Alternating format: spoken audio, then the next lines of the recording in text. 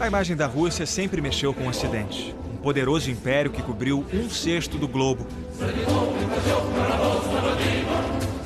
Para controlar esse gigante, os russos recorreram a autocratas, soberanos que exercem um poder absoluto. Há séculos saem da Praça Vermelha decisões que mexem com milhões de pessoas. Gente de cultura diferente, são mais de 100 etnias dentro da Rússia. É incrível a gente imaginar que por mais de 300 anos, uma só família controlou tudo isso aqui. A dinastia começou em 1613. 2 séculos depois, a Europa já se industrializava, mas a Rússia ainda era rural. Muitos culparam Alexander III pelo atraso. Esse czar mandou enforcar conspiradores. Um deles, Alexander Ulyanov. Você pode não conhecer esse nome, mas já ouviu falar do irmão, Vladimir Lenin.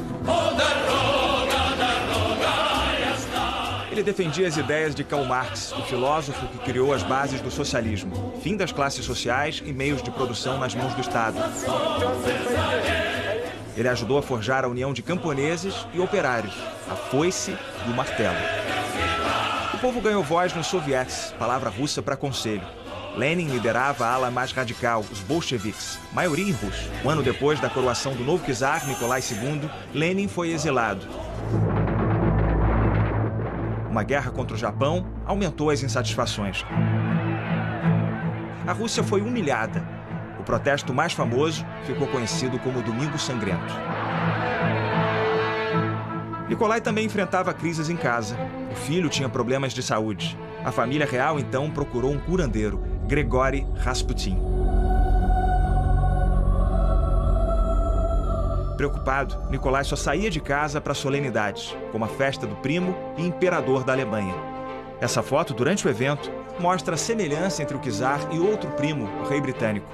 O parentesco não impediu que apenas um ano depois estourasse a Primeira Guerra Mundial. Os protagonistas eram o Reino Unido, França e Rússia. Do outro lado, o Império Alemão e o Austro-Húngaro.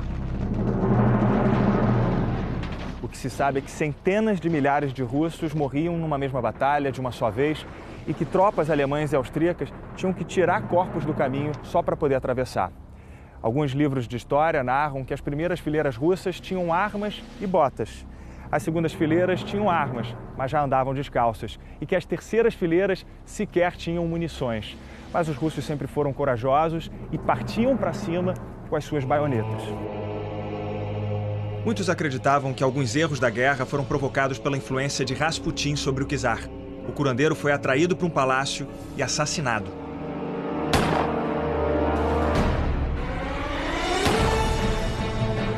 A morte não restaurou a confiança nos Romanov. As filas do pão eram imensas e milhões congelavam sem combustível. As pessoas foram para as ruas e aconteceu uma revolução apartidária.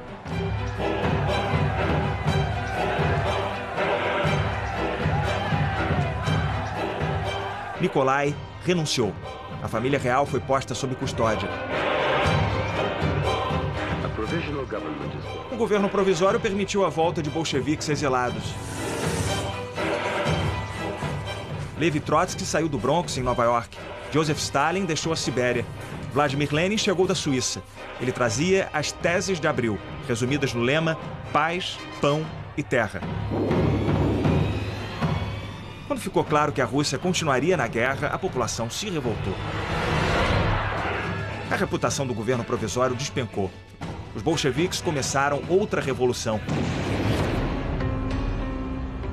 O governo provisório se escondeu no Palácio de Inverno, mas se rendeu sob a mira do navio Aurora.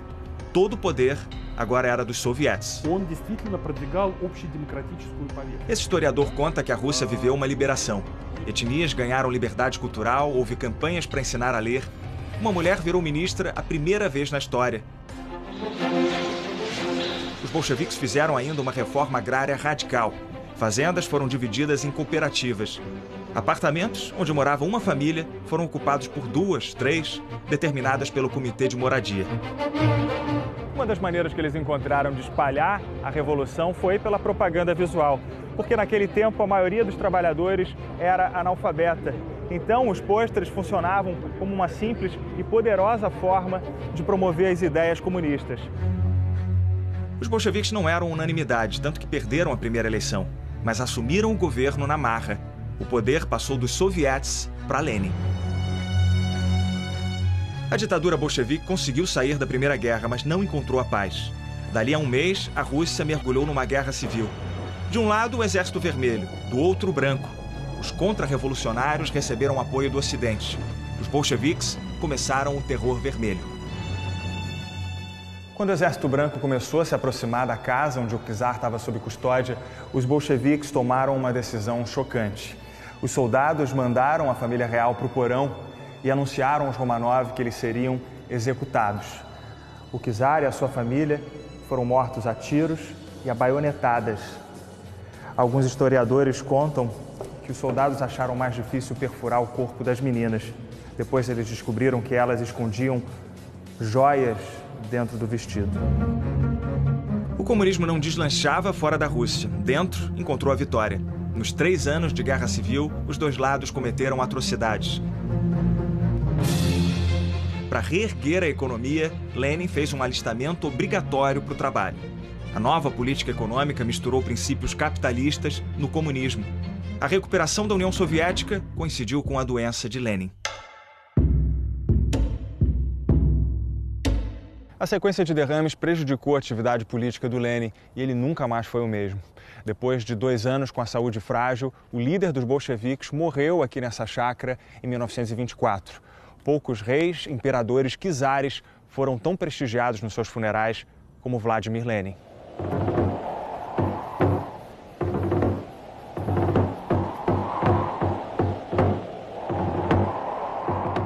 Uma multidão enfrentou um frio de menos 35 graus.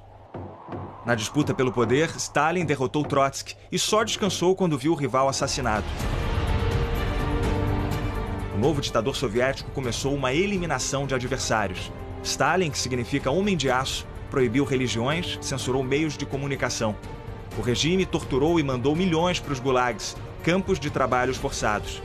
Stalin comandou um genocídio contra ucranianos, condenando multidões a morrerem de fome. Esse historiador acha que o terror soviético deixou uma grande mancha em nome do socialismo. Ele explica que a União Soviética virou uma superpotência a um enorme custo.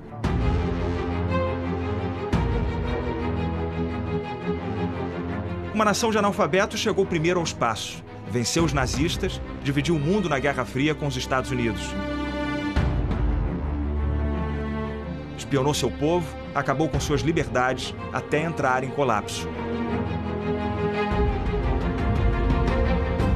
A revolução foi russa, mas o impacto mundial.